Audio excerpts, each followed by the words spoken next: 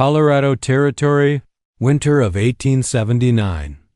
The blizzard roared through the valley like a furious beast tearing the world apart. Inside a shredded canvas tent, Clara Mae Whitlock curled around her 3 shivering children, trying to stop the cold from swallowing them whole. The baby's breaths came thin and fragile, barely stirring the air. Her 2 sons clutched her skirt, whispering questions she couldn't answer. Hope was thinning, and dawn felt impossibly far away. Across the frozen ridge, a lone rider cut through the storm-broad shoulders, heavy coat, and a worn hat pulled low. His horse pushed against the wind with stubborn strength. This was Bo Maddox, the reclusive cowboy people whispered about in saloons, a man carved from loss and scarred by memory. Tonight he wasn't hunting outlaws or delivering cattle. He was simply riding because he couldn't sleep, unaware that fate was leading him directly toward Clara's dying camp. Inside the tent, Clara's fingers trembled as she tied the rope holding the flap shut. Her skin was numb, her knuckles cracked from cold. The storm punched at the thin canvas walls, leaking ice in cruel streaks. She whispered to her children, promising warmth she didn't have. Everything she once relied on, her cabin, her husband, her savings, was gone. All she had left was determination and 3 pairs of frightened eyes depending on her to survive another hour. Her husband had died the previous spring in a river accident, leaving her with debts she never knew existed. The landlord seized their home. The town looked away. Clara was left with nothing but a wagon that broke 2 miles into the mountains. When storms came early this year, her tiny family was trapped in the valley. Days blurred. Nights sharpened with hunger. Now, as her baby coughed weakly, she feared the mountains would claim them next. The baby's coughing grew softer, each breath thinner than the last. Clara pressed him to her chest, trying to share whatever warmth remained in her bones. Snow leaked into her hair, freezing strands together. "Hold on," she whispered, though her voice was barely a breath. She remembered the cabin she once had, the fire her husband built every winter. Standing here now, she wondered how far she'd fallen and how much further the night intended to drag her. Then she heard it hoofbeats. Slow, deliberate, heavy as judgment. Her sons looked up, eyes wide with fear and hope mingled. No one rode this valley at night. No one crossed these mountains during a storm. She stepped outside, wind slicing her skin. In the swirling white, a dark figure emerged, riding toward her camp.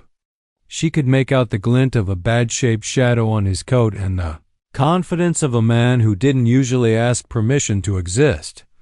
Bo Maddox dismounted wordlessly, boots sinking into the snow.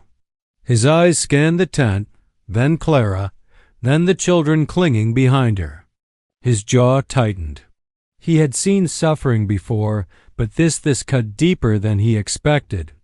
Clara straightened, though she swayed slightly. "We're fine," she lied. Bo didn't reply. He crouched near the tent, touched the snow drifting in through the holes, then stood again. His silence said everything. "They wouldn't last the night. You been living out here?" Bo's voice broke the wind, low and rough. Clara nodded, ashamed of the truth. "I don't have anywhere else." Her words floated away like smoke. Bo's gaze moved to her baby's pale lips and trembling hands. Something in his expression shifted. He took off his heavy buffalo hide coat and wrapped it around the boys without hesitation. The warmth hit them instantly, and their small shoulders relaxed for the first time in days. Clara tried to protest. "We can't pay you," Bo raised a hand. "I didn't ask for pay." His tone left no room for argument. Snowflakes clung to his beard as he studied her with a strangely fierce concern. She was exhausted. He could see it in the way she held her baby and in the way she tried to stand tall despite shaking legs. A woman fighting the world with nothing left but the will to protect her. "Children." Bo stepped forward and reached gently for the baby. Clara hesitated only a heartbeat before letting him hold the child. He cradled the baby with surprising tenderness, as if he'd done it all his life. His voice softened. "This little one ain't macking it through another night in that tent." The words stabbed Clara's chest. She knew he was right. She knew it hours ago. But hearing it from a stranger made it harder, and yet somehow easier to accept help. "Gather whatever you got," Bo said. Clara looked around. Their possessions amounted to a torn blanket, an empty kettle, and a wooden box of baby clothes that no longer fit. But Bo wasn't talking about things. He was giving them a chance at survival. He held the baby close to his chest and gestured toward his horse. The animal knelt slightly, trained to obey without question. Clara felt the first spark of warmth she'd known in days. She lifted the boys onto the horse. Bo never took his eyes off the storm or the shadows curling across the valley. His instincts were sharp, dangerous weather, dangerous land, dangerous odds. Yet he stood there, calm and unshaken, shielding the baby from the wind. Clara finally whispered, "Why are you helping us?" Bo fixed his hat against the wind. "Ain't no reason a mother and her young'un should be dying on a night like this." Clara blinked hard, tears freezing before they could fall. No one had defended her since her husband died. No one had looked at her with anything but pity or annoyance. But this cowboy, this stranger, looked at her as if she mattered, as if her children mattered. She climbed behind the boys on the horse. Bo handed her the baby, then took the reins himself, guiding them away from the dying tent and toward the ridge where his cabin waited. As they rode into the storm, Clara looked back at the tent collapsing under the weight of snow. It wasn't just a shelter she was leaving behind. It was the last symbol of her suffering. Ahead of her, Bo's lantern cut a path through the dark like a promise. She didn't know this man. She didn't know his past or his intentions. All she knew was that for the first time in months, something fragile and bright flickered inside her. Hope. The climb toward Bo's cabin was brutal. Snow whipped across the cliffs in blinding sheets, threatening to knock them off the narrow trail. Clara tightened her grip around the baby, feeling each shudder of his breath. Bo rode ahead, lantern swinging from his saddle horn, cutting through the darkness like a guardian leading souls out of purgatory. "Just a little farther," he called. Though his voice shook with cold, he refused to acknowledge. When the cabin finally appeared, timber walls, iron chimneys smoking bravely against the storm, Clara nearly sobbed. Bo jumped down, lifted the boys with practiced strength, and hurried them inside. Warmth hit them instantly. A roaring fire crackled, the entire room smelling of pine and saddle leather. Clara stepped in last, dazed. She had forgotten how real warmth felt, how heavy her limbs became when safety replaced fear. Bo set a pot of stew on the table and handed the baby back to her. "Feed him first," he said. "You eat after." Clara protested, but he shook his head. Kids need heat in their bellies before their bodies remember how to live. She obeyed. The boys devoured spoonfuls like they hadn't tasted food in weeks. Because they hadn't. Clara's hands shook as she fed them, marveling at how quickly life began to return to their cheeks.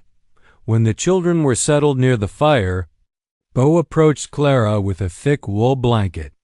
She tried to refuse, pride still gripping her like a stubborn shadow, but he gently draped it over her shoulders anyway. "You don't get to freeze in my home," he said simply. Clara stared at him, unsure how a man with such rugged edges could carry such unexpected gentleness. She wasn't used to kindness that didn't demand something in return. As thunder rolled outside, Bo checked the baby's breathing again. His expression darkened with concern, but he didn't say a word to alarm her. Instead, he stirred herbs into a cup. "Old remedy my ma used," he murmured. "Keeps the lungs open." Clara watched his hands steady, unshaken, capable. A man who knew hardship, but refused to let it harden his heart completely. She felt something ease inside her chest for the first time in months. Hours passed. The storm howled, but the cabin held firm. Clara sat by the fire, rocking the baby in her arms. Bo sat across from her, sharpening his knife quietly, not in threat, but in habit. "Where you headed before the storm took you?" he finally asked. Clara swallowed hard. "Anywhere that wasn't the life we lost." Her voice cracked, revealing more truth than she meant to. Bo nodded, understanding without needing details. Bo leaned back in his chair. "Reckon no one should raise children alone out in these mountains." He tossed another log on the fire. "World ain't kind to widows. I seen too many lose everything." His gaze drifted to her children sleeping by the hearth. "But you fought tooth and bone to keep 'em alive. That counts for more than folks know."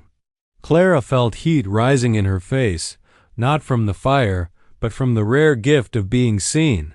The baby stirred, letting out a small cry stronger than before. Clara's breath caught with relief. She pressed her lips to his head, whispering thanks she didn't know how to say fully. Bo watched her silently, emotions flickering behind his eyes. He wasn't a man who sought company. He'd lived alone since the accident that took his wife and unborn child years ago. Yet seeing Clara hold her baby awakened something he thought he'd buried. That morning came slow and golden, painting the valley in soft light. Clara stepped outside, breath forming clouds in the cold air. The storm had passed, leaving the world bright and painfully beautiful. Bo joined her on the porch. "Land's dangerous after a blizzard," he said. "Snow hides cliffs, ice hides lakes." Clara nodded. She knew he was warning her gently, "Don't leave yet." She didn't want to, but fear of burdening him kept her quiet. Bo finally turned to face her. "You don't owe me any thanks," he said. "I did what any man ought to."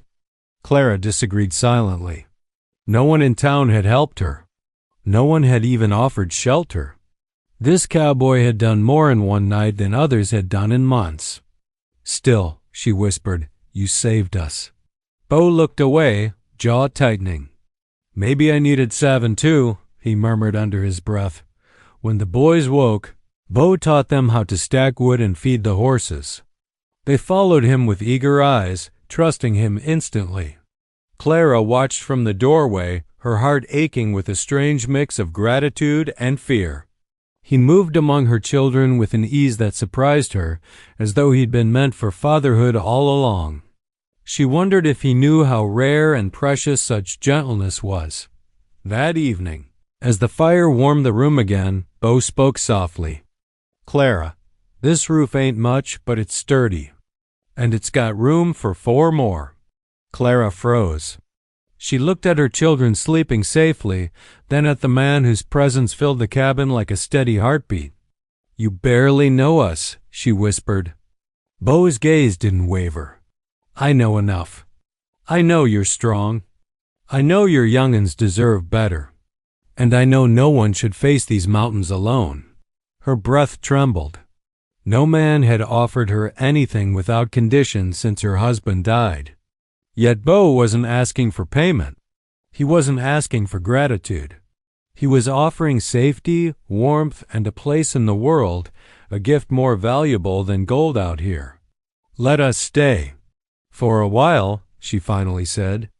Bo nodded once, slow and sure, as though her answer had been written in his heart long before she spoke it. That night, Clara tucked her children into real beds for the first time in months. She stood in the doorway, watching them breathe evenly, peacefully. Bo waited behind her, arms crossed gently. "You'll sleep under a roof tonight," he said. Clara swallowed a sob. The storm had tried to break her.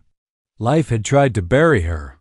But fate had led a lonely cowboy into the valley, and he had given her a home, without asking for anything except that she keep living